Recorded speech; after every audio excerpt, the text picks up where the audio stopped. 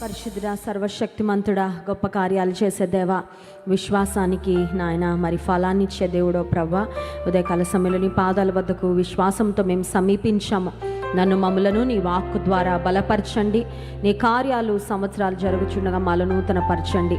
మాట్లాడుతున్న నీ సిలువ చాట మరుగుపరిచి కేవలం మీ నోటి పురుగా వాడుకొనమని యేసు నామంలో ప్రార్థిస్తున్నాము తండ్రి, ఆమెన్. యేసుక్రీస్తు ప్రభువారి యొక్క శిష్యులు 12 మంది మనందరికీ తెలుసు.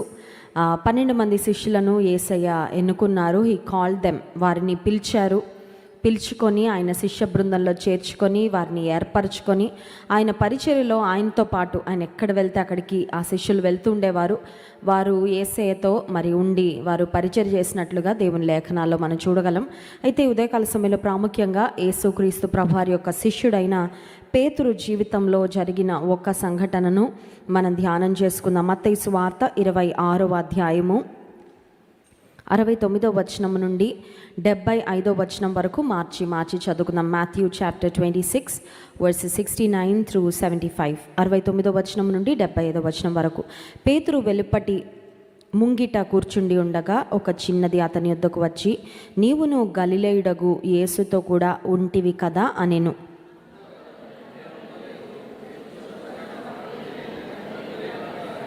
అతడు నడవలోనికి వెళ్ళిన తరువాత మరి ఒక చిన్నది అతని చూచి, వీడును నజరేయుడగు యేసుతో కూడా ఉండెనని అక్కడి వారితో చెప్పగా,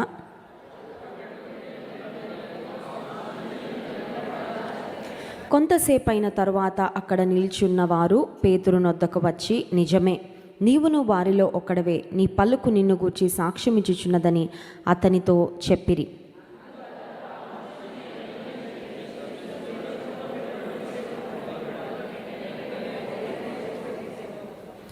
కనుక కోడి కూయక మునుపు నీవు నన్నెరుగనని ముమ్మారు చెప్పెదవని యేసు తనతో అనిన మాట పేతురు జ్ఞాపకం తెచ్చుకొని వెలుపలికి పోయి సంతాపపడి ఏడ్చెను. పేతురు ఏడ్చిన ఒక సందర్భం, ఊరికే ఏడవలేదు పేతురు. ఇక్కడ there was a serious incident that happened. తన జీవితంలో జరిగిన, పేతురు ఎప్పటికీ మర్చిపోని సంఘటన ఒకటి తన జీవితంలో జరిగిందండి. మన జీవితంలో కూడా మనకి కష్టం వస్తుంది, బాధ వస్తుంది, వేదన వస్తుంది, మనం కొన్నిసార్లు ఏడుస్తూ ఉంటాం. కొన్ని సంఘటనలు మాత్రం మర్చిపోలేము, మర్చిపోకూడదు కూడా. పేతురు జీవితంలో నేను అనుకుంటాను ఈ సంఘటన చాలా దుఃఖకరమైన సంఘటన. అతనిని ఒక లోతైన పశ్చాత్తాపంలోనికి నడిపించిన సంఘటన, డీప్ రిపెంటెన్స్లోనికి నడిపించిన సంఘటన. అంత మాత్రమే కాదు, కానీ నేను అనుకుంటాను పేతురు తను బ్రతికినంత కాలము ఇది తను మర్చిపోయి ఉండడు.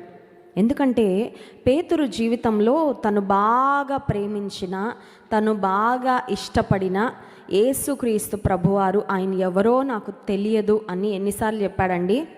మనకు అనిపించవచ్చు ఎంత భక్తిహీనుడు కదా పేతురు, అసలు అలా ఎలా చెప్పగలిగాడు, ఆ నోరు ఎలా వచ్చింది, అంత భయపడిపోయాడా అని మనకి కొన్నిసార్లు పేతురుని గురించి ఆలోచన చేస్తే పేతురు కంటే మనం బెటర్ అని కొన్నిసార్లు మనకు అనిపించచ్చేమో. కానీ పేతురు నోటితో ఆ రకంగా చెప్పాడు, నేను యేసయ్యను ఎరుగనని. కానీ మనం కూడా కొన్నిసార్లు బహుశా ఈ సంవత్సరంలో మన యొక్క ప్రవర్తన కొన్ని సందర్భాల్లో యేసయ్య అంటే తెలియని వారిలాగా, యేసయ్యతో అసలు ఏ అనుబంధం లేని వారిలాగా మనము ప్రవర్తించిన సంఘటనలు ఖచ్చితంగా ఒక్కసారి మనం స్వపరిశీలన చేసుకుంటే, సెల్ఫ్ ఎగ్జామినేషన్ చేసుకుంటే ఖచ్చితంగా మనకు తెలుస్తుందండి.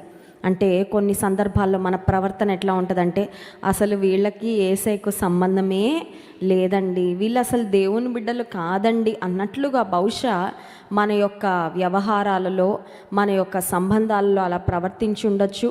కొన్నిసార్లు బయటకి ప్రవర్తించలేకపోయినా మన యొక్క అంతరంగంలో, మన రహస్య జీవితంలో, మన తలంపులలో అలా మనం ప్రవర్తించి ఉండొచ్చు. కనుక పేతురు మనకన్నా తక్కువేం కాదు, పేతురు కన్నా మనం ఏమీ ఎక్కువ కూడా కాదు. అయితే పేతురు జీవితంలో జరిగిన ఈ సంఘటన నుండి కొన్ని ప్రాముఖ్యమైన ఆత్మీయ పాఠాలు మనం నేర్చుకొని స్తుతి ఆరాధనలోనికి వెళ్దాం.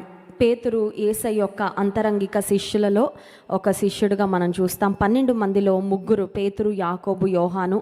కొన్ని ప్రత్యేకమైన సందర్భాలలో యేసయ్య ఒక ముగ్గురిని ఎన్నుకున్నప్పుడు ఆ 12 మందిలో వారిలో ఖచ్చితంగా పేతురు ఉన్నట్లుగా మనకు కనపడుతుంది. పేతురు గురించి మనం మరి ఆలోచన చేస్తూ ఉంటే, పేతురు చాలా తొందరపాటు స్వభావం కలిగిన వ్యక్తిగా, చాలా ఇమోషనల్ పర్సన్గా మనకు అర్థమవుతుంది. యేసయ్య ఏదైనా ప్రశ్న అడగగానే he was the first person to answer.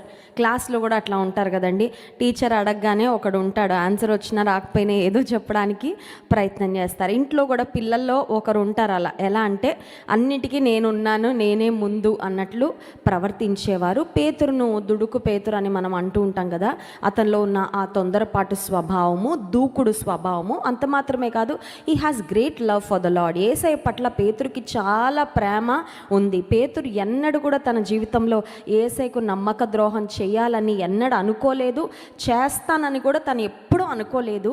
కానీ ఒకానొక దినం వచ్చింది, తను చేశాడు అక్షరాల. మత్తయి సువార్త 26వ అధ్యాయం, ఇప్పుడే మనం చదువుకున్న అధ్యాయంలో 33వ వచనం నుండి 35వ వచనం వరకు ఒకసారి మనం చదువుకుందాం. అందుకు పేతురు, నీ విషయమై అందరూ అభ్యంతరపడినను నేను ఎప్పుడునూ అభ్యంతరపడనని ఆయనతో చెప్పగా, యేసు అతని చూచి, ఈ రాత్రి కోడి కూయక మునిపే నీవు నన్ను ఎరుగనని ముమ్మారు చెప్పెదవని నీతో నిశ్చయముగా చెప్పుచున్నాను నేను. పేతురు ఆయనను చూచి, నేను నీతో కూడా చావవలసి వచ్చినను నిన్ను ఎరుగనని చెప్పన నేను. అదే ప్రకారము శిష్యులందరూ నిన్ను విడిచిపెట్టనయ్యా అని చెప్పడంలో ఫస్ట్ ఎవరు నిలబడ్డారంట? ప్రేమ ఉంటేనే కదండి. యేసయ్య అంటే నిజంగా అంత అటాచ్మెంట్ ఉంటేనే చెప్తాడు. He took the leadership. ఒక మాటలో చెప్పాలండి, నిన్ను విడిచిపెట్టమయ్యా అని పేతురు అంటే ఆయనను చూసి 12 మంది, మిగతా 11 మంది ఫాలో అయ్యారండి. మేము కూడా విడిచిపెట్టమయ్యా, మేము కూడా పోనీ విడిచిపెట్టము, నిన్ను ఎరుగము అనము అని కాదు, నీ కోసం చావవలసి వచ్చినా అంటే అది అబద్ధం ఆడలేదు పేతురు, లేదంటే వేషధారణ కలిగి ఆ మాటలు మాట్లాడలేదు. తన హృదయంలో నిజంగా దేవుని పట్ల భక్తి ఉంది, విశ్వాసం ఉంది, ఆ ప్రేమ కూడా ఖచ్చితంగా ఉంది. యేసయ్య కొరకు బ్రతకాలి, యేసయ్యను మరి ఈ లోకానికి చూపించాలి అనే ఆశ పేతురు జీవితంలో ఉంది. కానీ ఒకానొక సమయం వచ్చేసరికి పేతురు బలహీనుడు అయిపోయాడండి. He felt very weak. ఎందుకు బలహీనుడు అయిపోయాడని ఆలోచన చేసినట్లయితే పేతురు హృదయాన్ని భయం ఆవరించింది. ఏం ఆవరించింది? He was afraid. యేసుక్రీస్తు ప్రభువారిని మరి ఎప్పుడైతే రోమా సైనికులు వచ్చి బంధించి తీసుకొని వెళ్ళిపోయారో, ఫిజికల్గా యేసయ్య కొంచెం దూరం అయిపోయాడు పేతురుకు. యేసయ్య అలా కళ్ళ ముందు ఆయనను మరి తీసుకొని వెళ్ళిపోవడం, ఇక కొద్ది గంటలలో మా రాబాయ్ అంటే మా బోధకుణ్ణి, మా నాయకుణ్ణి సిలువ వేయబోతున్నారు అనగానే పేతురు మనసంతా భయంతో నింపబడింది. ఆ సమయంలో ధైర్యంగా నిలబడలేకపోయాడు. ఆ సమయంలో అతనిలో ఉన్న ఆ ప్రేమ అంతా ఎక్కడికి పోయిందో తెలీదు. పేతురు పలికిన మాటలు చూడండి, 26వ అధ్యాయంలో 69వ వచనం. పేతురు వెలుపటి ముంగిట కూర్చుండి ఉండగా ఒక్క చిన్నది ఆయన యొద్దకు వచ్చి, నీవును గలిలయుడగు యేసుతో కూడా ఉంటివి. ఒక్క చిన్న పిల్ల వచ్చి అడిగిందంట. చిన్నపిల్ల ఏం చేస్తుంది? చిన్నపిల్ల ఏమైనా చేయగలదా? చిన్నపిల్ల అతని ప్రాణం ఏమన్నా తీయగలదా? కానీ పేతురు మనసులోకి వచ్చిన ఆ భయము పేతురుని ఎట్లా చేసేసిందంటే, ఒక చిన్న అమ్మాయి ముందు కూడా యేసయ్యను నేను ఎరుగుదును అని చెప్పలేని స్థితికి, ఆ ధైర్యం కోల్పోయే స్థితికి అతని జీవితాన్ని నడిపించింది. కొన్నిసార్లు మన జీవితంలో కూడా నాకు చాలా విశ్వాసం ఉంది, నాకు చాలా భక్తి ఉంది, నేను చాలా స్ట్రాంగ్ స్పిరిచువల్గా అనుకుంటాం. కొన్నిసార్లు the slightest of things can just drift us away. ఒక చిన్న సంఘటన, ఒక చిన్నది వచ్చి పేతురుని అడిగితే, పేతురు నాకు తెలియదు యేసయ్య అని చెప్పినట్లు ఒక చిన్న సంఘటన, ఒక చిన్న పరిస్థితి కొన్నిసార్లు మనల్ని విశ్వాసం నుండి పక్కకి తొలగించేసి, కొన్నిసార్లు దేవుని బిడలంగా మనం ప్రవర్తించలేని పరిస్థితి. ఒక్కసారి వెనక్కి తిరిగి ఆలోచించుకుంటే జనవరి మంత్ నుండి ఇప్పటి వరకు ఖచ్చితంగా మన జీవితంలో కొన్ని సందర్భాలు ఖచ్చితంగా ఉంటాయి. Peter was filled with fear, he was gripped with fear. భయం యొక్క మరి భయం చేత నింపబడ్డాడు. ఆ చిన్నమ్మాయికి చెప్తా ఉన్నాడు, నాకు తెలియదు అని. 70వ వచనం. అందుకు అతడు, నేను ఉండలేదు, నీవు చెప్పు సంగతి నాకు తెలియదని అందరి ఎదుట నేను మళ్ళీ ఇంకొక అమ్మాయి వచ్చింది. ఆ అమ్మాయి కూడా అదే ప్రశ్న అడిగింది. 71వ వచనం, అతడు నడవులోనికి వెళ్ళిన తర్వాత మరి ఒక చిన్నది అతని చూచి వీడును నజరేయుడగు యేసుతో కూడా ఉండెనని అక్కడి వారితో, అక్కడ ఉన్న వాళ్ళందరూ గుర్తుపడుతున్నారండి. అక్కడున్న వాళ్ళందరూ గుర్తుపడుతున్నారు ఏమనంటే, ఈయన దేవుని బిడ్డ, ఈయన యేసయ్య యొక్క శిష్యుడు. ఇంకొకటి ఏంటంటే, ఆన్ టాప్ ఆఫ్ దట్ ఆయన యొక్క మాటను బట్టి, ఆయన యొక్క తీరును బట్టి వాళ్ళు ఈజీగా రికగ్నైజ్ చేశారంటే ఏమనంటే దేవుని బిడ్డ. నిజమే, దేవుని కలిగి మనం బ్రతుకుతూ ఉన్నప్పుడు మనలో ఆయన పోలిక, ఆయన లక్షణాలు మనం చెప్పకనే కనబడతానే ఉంటాయి ప్రస్ఫుటంగా. ఎదుటివారు ఖచ్చితంగా గ్రహించగలరు, వీరందరు లాంటి వాళ్ళు కాదండి, వీళ్ళు లోక సంబంధంగా ఉండేవారు కాదండి, వీళ్ళలో ఏదో ప్రత్యేకత ఉంది, వీరు చాలా దయగలిగిన వారుగా ఉన్నారు, చాలా ప్రేమ కలిగిన వారిగా ఉన్నారు, మా గురించి ఆలోచిస్తున్నారు, ఇతరుల గురించి ఆలోచించే మంచి మనస్సు వారికి ఉంది, వీరు యేసయ్య బిడ్డలు అని ఖచ్చితంగా దేవునితో మనం సహవాసం చేసినప్పుడు మనలో ఆ పోలిక ఖచ్చితంగా కనబడుతుంది. ఎదుటిన్నవారు గుర్తుపడుతున్నారు, కానీ పేతురు మాత్రం నేను కాదు, నాకు తెలియదు. రెండవసారి అమ్మాయి అడిగిన తర్వాత 72వ వచనం, అతడు ఒట్టు పెట్టుకొని నేను ఉండలేదు, ఆ మనుష్యుని నేను ఎరుగనని మరలా ససేమ్రా అంటున్నాడండి. వాళ్ళు నువ్వే పేతురువి, నువ్వు పేతురువే కదా అంటే he was just denying his identity. తన గుర్తింపును కూడా తను నేను కాదంటున్నాడు. యేసయ్య ఎవరో కూడా నాలాంటి వాళ్ళు ఇంకెవరినో చూసుంటారయ్యా మీరు, నేనైతే మీరు అనుకుంటున్న పేతుర్ని కాదు, యేసు ప్రభు ఎవరో కూడా. ఇక్కడ 2 విషయాలు జరుగుతున్నాయండి. ఒకటి, యేసుక్రీస్తు ప్రభు వారిని ఎరుగనని చెప్తా ఉన్నాడు. రెండవదిగా నేను యేసయ్య బిడ్డను అని చెప్పుకోవడానికి కూడా ఇష్టపడడం లేదు. తన ఐడెంటిటీని తను రివీల్ చేసుకోవడానికి దేవుని బిడ్డలంగా ఈ లోకంలో బ్రతికేటప్పుడు కొన్నిసార్లు కొంతమందితో మన గురించి మనం చెప్పుకోవడానికి కొంచెం అవకాశాలు దొరుకుతాయి. మీరెవరండి అని అడుగుతారు, మీరు ఎక్కడ ఉంటారండి అని అడుగుతారు. చాలాసార్లు నేను పలానా ఇంజనీర్నండి, పలానా డాక్టర్నండి, పలానా బిజినెస్ మ్యాన్ అండి, లేకపోతే మా ఇంటి పేరు ఇదండి, మా వాళ్ళు ఇదండి అని మన ఐడెంటిటీ మనం రివీల్ చేసుకునే సందర్భాలు, అవకాశాలు వచ్చినప్పుడు మనం దేవునితో మనకున్న అనుబంధాన్ని గురించి ఏమైనా చెప్పడానికి ప్రయత్నం చేస్తున్నామా, లేదంటే పేతురులాగా మీరు అనుకుంటున్న వ్యక్తిని అయితే నేను కాదండి, మీరు అనుకుంటున్న ఆ ఆలోచనలు ఏమీ కాదండి, మీరే కన్ఫ్యూషన్లో ఉన్నారండి, నేనైతే కాదని తప్పించుకుంటా ఉన్నామా? పేతురు ఒట్టు పెట్టుకున్నాడు అనే మాట చూస్తున్నాం. 73వ వచనం, కొంతసేపు అయిన తర్వాత అక్కడ నిలిచి ఉన్న వారు పేతురు యొద్దకు వచ్చి, నిజమే, నీవును వారిలో ఒకడవే, నీ పలుకు నిన్ను గూర్చి సాక్ష్యం ఇచ్చుచున్నదని అతనితో చెప్పిరి. అందుకు అతడు ఆ మనుష్యుని నేను ఎరుగనని చెప్పి శపించుకొనుటకు, ఒట్టు పెట్టుకొనుటకు, హీ వాస్ కర్సింగ్ హిమ్సెల్ఫ్. పేతురు, నువ్వు ఆశీర్వదించబడిన వాడవయ్యా. పేతురు, నిన్ను యేసయ్యంతో దీవించి ఎన్నో వేల మంది, లక్షల మంది ఉంటే వారిలో నేను ఎన్నుకున్నాడు. పేతురు, నువ్వు చేయవలసిన పని చాలా ఉంది, నువ్వు చూసిన అద్భుతాలు ఎన్నో, నువ్వు విన్న బోధలు ఎన్నో, నువ్వు ఎందుకు చెప్పించుకుంటున్నావయ్యా? దేవుని బిడ్డనని చెప్పుకోవడానికి నువ్వు ఎందుకు ఇష్టపడట్లేదయ్యా? కొన్నిసార్లు మనం కూడా అట్లనే ఉంటామండి. ఎన్ని జీవపు మాటలు వింటామో, ఎన్ని వాగ్దానాలు హృదయంలో ఉంటాయో, ఎన్ని ప్రార్థనలు చేస్తామో, కానీ కొన్ని సమయాలు వచ్చినప్పుడు ఎంత దౌర్భాగ్యంగా మాట్లాడతామంటే ఇది నా నోరేనా అని అనిపిస్తుంది మనకి. ఇలాంటి మాటలు ఎలా వచ్చినాయి నా నోటి ద్వారా?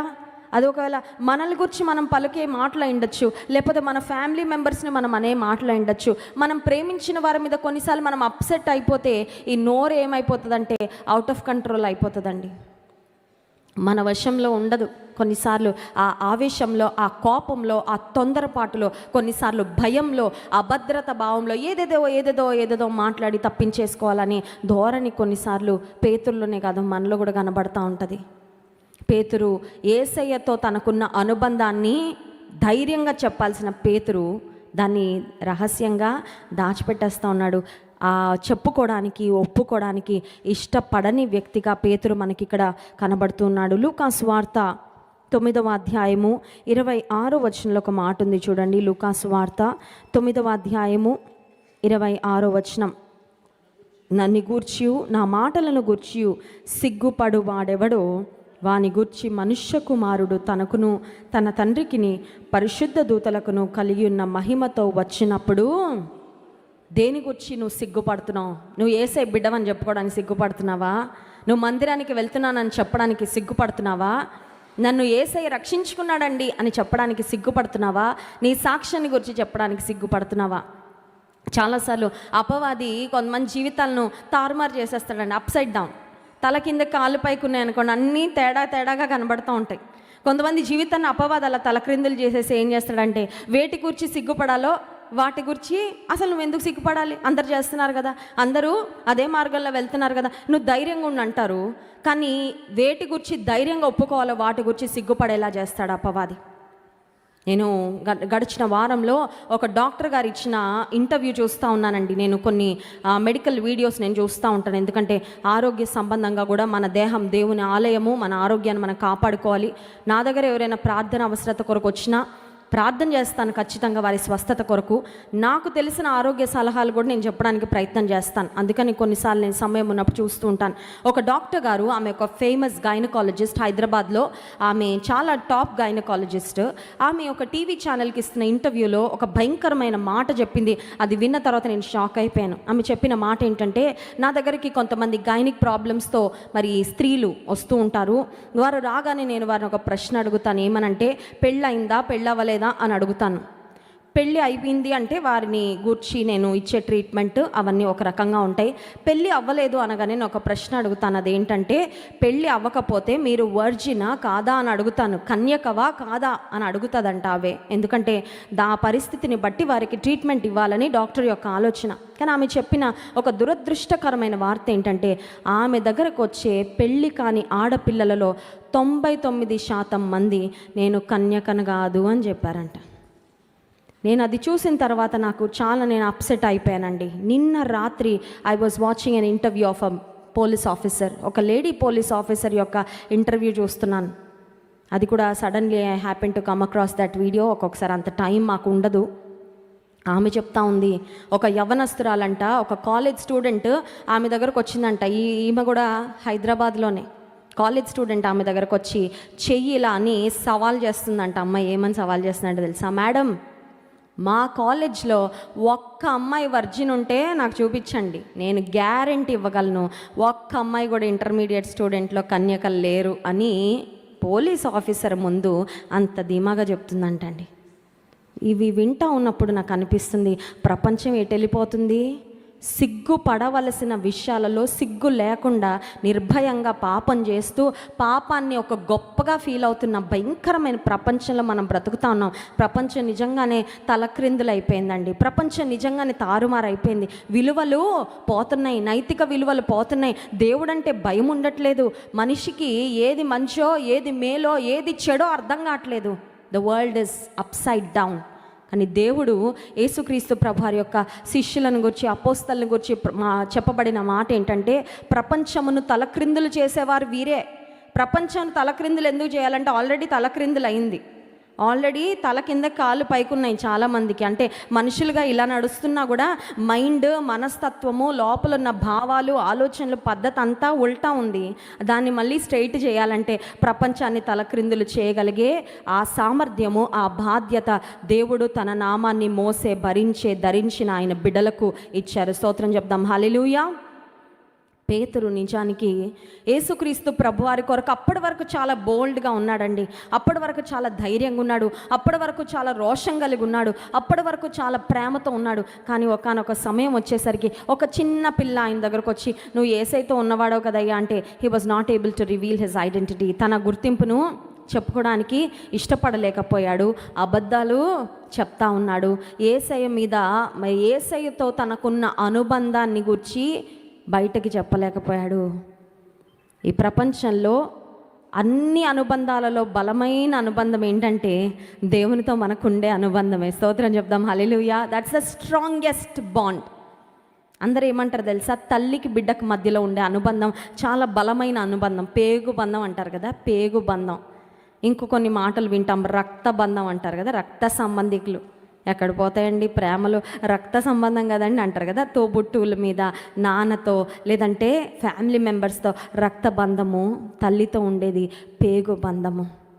ఈ లోక సంబంధమైన రక్త బంధము పేగు బంధానికైనా లిమిట్స్ ఉంటాయి, పరిమితులు ఉంటాయి. కానీ యేసయ్య తన స్వరక్తం ఇచ్చి నిన్ను నన్ను తన స్వంతం చేసుకున్నాడు. ఆయనతో మనకున్న బంధము ఒక్కసారి నువ్వు ఆయనతో కనెక్ట్ అవుతే ఇంక అది ఎన్నటికీ తెగిపోదు. Hallelujah. It grows stronger day by day. అది ఇంకా నువ్వు ఆయనకి దగ్గరగా వెళ్ళే కొలది యేసయ్యతో మనకున్న అనుబంధం పెరుగుతుంది తప్ప. చూడండి, కొన్నిసార్లు కొన్ని రిలేషన్షిప్స్లో కొంతమంది ఎట్లా బ్రతుకుతూ ఉంటారంటే ఇన్సెక్యూర్గా బ్రతుకుతూ ఉంటారు. కొంతమంది ఉంటారండి, భర్తలు కానీ భార్యలు కానీ అంటే అంటే డివోర్స్ అంటారు. పెళ్ళి అయిన జంటలలో వినపడకూడని మాట డివోర్స్. కొంతమందికి అదొక ఊత పదం అయిపోతుంది. భార్యను భయపెట్టడానికి, భర్తని భయపెట్టడానికి చికాకులో ఫస్ట్ మాట్లాడే మాట కొంతమంది ఏంటంటే వదిలిచ్చేసుకుంటా, నీకు డివోర్స్ ఇచ్చేస్తా, నువ్వు నాకు వద్దు. అలాంటప్పుడు ఒకవేళ భర్త భార్యతో మాటికి ఆమెను భయపెట్టాలని, ఆమెను తన వశంలో పెట్టుకోవాలని, కంట్రోల్ చేయాలని, నీకు డివోర్స్ ఇచ్చేస్తా అని మాట్లాడుతూ ఉంటే ఆ భార్య ఎట్లా బ్రతుకుతుందంటే బ్రతికినంత కాలము ఒక అభద్రత భావంలో బ్రతుకుతుందండి. She lives with fear and insecurity. ఏంటి, ప్రేమగా ఉండదు, భయంగా ఉంటుంది. ఏమో ఎప్పుడు వదిలేస్తాడో, ఎప్పుడు ఒంటరిదాన్ని అయిపోతానో, ఎప్పుడు నా బిడ్డలు తండ్రి లేని వారు అయిపోతారో, నా పరిస్థితి ఎప్పుడు ఎట్లా ఉంటుందని ఒక రకమైన ఇన్సెక్యూరిటీలో.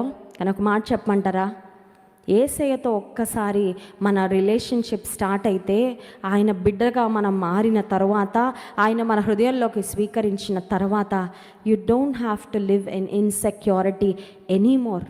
ఇంకా నీకు అభద్రత భావం అనే అడ్రస్సే నీకు ఉండదండి. యేసయ్యతో మనకున్న అనుబంధంలో మనకి దొరికేదంతా భరోసానే, మనకు దొరికేదంతా ధైర్యమే, మనకు దొరికేదంతా ఆదరణే, మనకు దొరికేదంతా అపార్థం కాదు. ఆయన ఎప్పుడు అర్థం చేసుకొని దేవుడే. పేతురు జీవితంలో ముమ్మారు యేసయ్యను ఎరుగను అని బొంకిన పేతురు ఒక మాటలో చెప్పాలంటే భయంతో బొంకాడు. బహుశా సిగ్గుపడ్డాడు కూడా ఏమో. ఎందుకంటే అద్భుతాలు చేస్తూ ఉన్నప్పుడు యేసయ్య నా దేవుడండి, నన్ను ఏర్పరచుకున్న దేవుడండి, ఆయన నా యజమానుడండి, మా లీడర్ అండి అని గొప్పగా చెప్పుకొని ఉంటాడు. కానీ ప్రస్తుతానికి యేసయ్య పరిస్థితి ఏంటంటే ఇప్పుడు రోమా సైనికుల చేతిలో ఒక నిస్సహాయుడిగా ఉన్నాడు కదా. Probably at that time Peter felt. యేసయ్యే అలా ఒక దయగలిగిన, మరి చాలా దయగా ఉంది ఆయన పరిస్థితి. ఆయనను చూస్తే చాలా జాలిపడే పరిస్థితికి వచ్చేసింది. ఇప్పుడు నేను ఆయన యొక్క వ్యక్తిని అని చెప్పుకుంటే నాకెంత ప్రమాదమో అని పేతురు చాలా వెనకకు వెళ్ళిపోయాడు. కానీ ద బెస్ట్ పార్ట్ ఇస్, పేతురు ముమ్మారు బొంకాడు. కానీ ఒక మాట చూడండి, 75వ వచనం, కనుక కోడి కూయక మునుపు, మత్తయి సువార్త 26:75, కనుక కోడి కూయక మునుపు నీవు నన్నెరుగనని ముమ్మారు చెప్పెదవని యేసు తనతో అనిన మాట పేతురు జ్ఞాపకం తెచ్చుకొని వెలుపలికి పోయి జ్ఞాపకం తెచ్చుకున్నాడు. ఏం జ్ఞాపకం తెచ్చుకున్నాడు? యేసయ్య ఆల్రెడీ చెప్పాడు, పేతురు నువ్వు నన్ను ఎరుగనని అంటావయ్యా. Pethuru, I know that you will deny me, నువ్వు నన్ను డినై చేస్తావు అని ముందే చెప్పారు యేసయ్య. పేతురు అన్న అదేం కాదులే, అలా ఏం కాదులే, నేను అలా అననులే ప్రభువా, నీతో చనిపోవడానికైనా నేను సిద్ధమే అని ఒక లీడర్షిప్ రోల్ తీసుకొని ఆ వెనకాల శిష్యులందరూ మేము కూడా అన్నారు పేతురు యొక్క నాయకత్వం తర్వాత. కానీ పేతురుకి జ్ఞాపకం వచ్చిందంట, నాకు యేసయ్య ముందే చెప్పారు. అదే జరిగింది. And then Peter wept bitterly అని ఉంటుందండి ఇంగ్లీష్ బైబిల్లో. పేతురు సంతాపపడి, మామూలుగా ఏడవలేదు, సంతాపపడి ఏడ్చాడు. That was a cry of repentance. ఏడుపులు కూడా చాలా రకాలు ఉంటాయండి, ఇప్పుడు అదంతా మాట్లాడుకోవడం అనవసరం. లైట్గా ఏడుస్తాం, అలా 2 చుక్కలు వస్తాయి. కొన్నిసార్లు అలా కళ్ళల్లోకి వచ్చి మళ్ళీ లోపలికి వెళ్ళిపోతాయి. కొన్నిసార్లు స్టార్ట్ అవుతాయి, ఇంకా అవి ఏంటంటే కుండపోతు వర్షంలాగా. కొంతమంది ఏడ్చి కొంతమంది ఏమంటూ ఉంటారంటే కళ్ళు ఆరిపోయాయమ్మా, ఇంకా టీయర్స్ కూడా రావట్లేదు, అంత కార్చేసాం కన్నీరు, ఇంకా మాకు ఏడవడానికి కూడా. పేతురు యొక్క కన్నీరు పశ్చాత్తాపముతో కూడిన కన్నీరు. ఆ రోజు పేతురు ఏడ్చాడు. మీరు చూడండి సువార్తలలో, ఆ తర్వాత అపోస్తల కార్యంలో కానీ మళ్ళీ ఏడవలేదండి. ఒకసారి స్తోత్రం చెప్దాం, హల్లెలూయా. మళ్ళీ అలాంటి పరిస్థితికి వెళ్ళి ఏడ్చే సందర్భం ఇక పేతురు జీవితంలో రాలేదు. నువ్వు పడావా కాదా అన్నది ప్రశ్న కాదు, కానీ నువ్వు పడాక లేచి నిలబడుతున్నావా? పడిన తరువాత నువ్వు దేవుని వైపు తిరిగి పశ్చాత్తాపడి ఆయన శక్తి మీద ఆధారపడి ఇంకెన్నడూ వెనుదిరగకుండా ముందుకు సాగు. అది ఖచ్చితంగా చాలా విజయవంతమైన, చాలా ఆశీర్వాదకరమైన, చాలా దీవెనకరమైన ఆత్మీయ జీవితము అవుతుంది. ఈ సంవత్సరంలో బహుశా పేతురులాగా యేసయ్య ఎవరో నాకు తెలియదు అని మన మాటలతో చెప్పకపోయినా కొన్నిసార్లు మన ప్రవర్తనలో అలా ప్రవర్తించామేమో. ఆయన బిడ్డని అని చెప్పుకోవడానికి కొన్నిసార్లు అవకాశం వచ్చినప్పుడు కూడా probably we have not revealed our identity. నా గుర్తింపు యేసయ్యను బట్టండి, నేను యేసయ్య బిడ్డనండి, ఆయన దీవెన వల్లే అండి ఈ స్థితికి వచ్చింది అని బహుశా చెప్పుకోలేకపోయామేమో. అంత తెలిసి ఉండి కూడా ఆశీర్వదించబడిన మనము కొన్నిసార్లు పేతురు శపించుకొనుటకు మొదలు పెట్టాడన్నట్లు శాపవచనాలు మన నోట నుండి వచ్చాయేమో. పేతురు సంతాపపడి ఏడ్చాడు. He wept bitterly. అండ్ మీరు చూస్తే Peter never ever turned back. He got stronger then ever before. మునుపటి కంటే చాలా బలంగా అయిపోయాడండి ఆత్మీయంగా. దేవుని ఎరగనని ముమ్మారు బొంకిన తర్వాత మీరు చూస్తే పేతురు యొక్క జీవితం కానీ ఆయన పరిచర్య కానీ ఆ తర్వాత the later chapters of his life, యేసయ్యను ఎరగనని చెప్పి ఆ స్థితిలో పశ్చాత్తాపడి ఏడ్చి రియలైజ్ అయ్యి మళ్ళీ దేవుని హత్తుకున్న పేతురు మునుపటి కన్నా ఇంకా బలంగా తయారైపోయాడు. మునుపటి కన్నా చాలా బలమైన ప్రభావవంతమైన సేవ. ఒక మాట చెప్పి నేను ముగిస్తాను, సమయం అయిపోతుంది. కొన్నిసార్లు ఆత్మీయంగా మనం తప్పిపోయినప్పుడు అపవాది ఒకటి వాడతాడండి మనకు విరోధంగా అస్త్రం. అదేంటో తెలుసా? You don't qualify anymore to be called as a child of God. దేవుని బిడ్డవని పిలువబడ్డానికి నీకు ఇంకా అర్హత. సిగ్గుపడు, నిన్ను నువ్వు చూసి సిగ్గుపడు. నువ్వు ఇంకా పడిపోయావు అంతే, నువ్వు ఇంకెప్పటికీ లేవలేవు, ఇంకా నువ్వు ఎందుకు పనికిరావు, నీకు ఇంకా అర్హతే లేదు, నువ్వు స్తుతించుకు, నువ్వు ప్రార్థన చేయకు, నువ్వు సాక్ష్యం చెప్పకు, ఇంకా నీకు ఇంకా అవేమీ లేవు, ఇంకా వాటికి వేటికి నువ్వు అర్హురాలివి కాదు, అర్హుడవు కాదని అపవాది ఏం చేస్తాడండి, పడగొట్టిన తర్వాత అక్కడే పెట్టేయాలనుకుంటాడండి. కానీ మన యేసయ్య యొక్క హృదయం ఏంటో తెలుసా? He wants you to rise up again. నువ్వు ఎక్కడ పడిపోయావు అక్కడ తిరిగి లేచి మునుపటి కంటే బలంగా నమ్మకంగా ఆయన కొరకు సాగాలనేదే ఆయన యొక్క చిత్తము, ఆయన యొక్క ఉద్దేశం. ఈ 2024 సంవత్సరంలో పేతురు అయితే 3 సార్లు తప్పిపోయాడు, కానీ మనం ఎన్నిసార్లు తప్పిపోయామో మన పర్సనల్ అకౌంట్ మన దగ్గరే ఉంది, మనకు తెలుసు. కానీ ఈ సంవత్సరం యొక్క అంతంలో ఒక్క తీర్మానం తీసుకుందాం. పేతురు సంతాపపడ్డాడు, లోతైన పశ్చాత్తాపం ఆయనలో కలిగింది.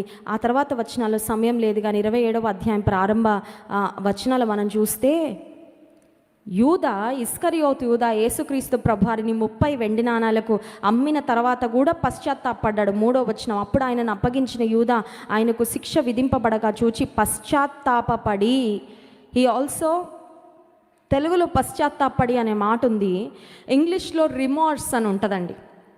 రిపెంటెన్స్కి రిమార్స్కి తేడా ఉంటుంది. పేతురు యొక్క పశ్చాత్తాపానికి యూదా యొక్క పశ్చాత్తాపానికి చాలా తేడా ఉంది.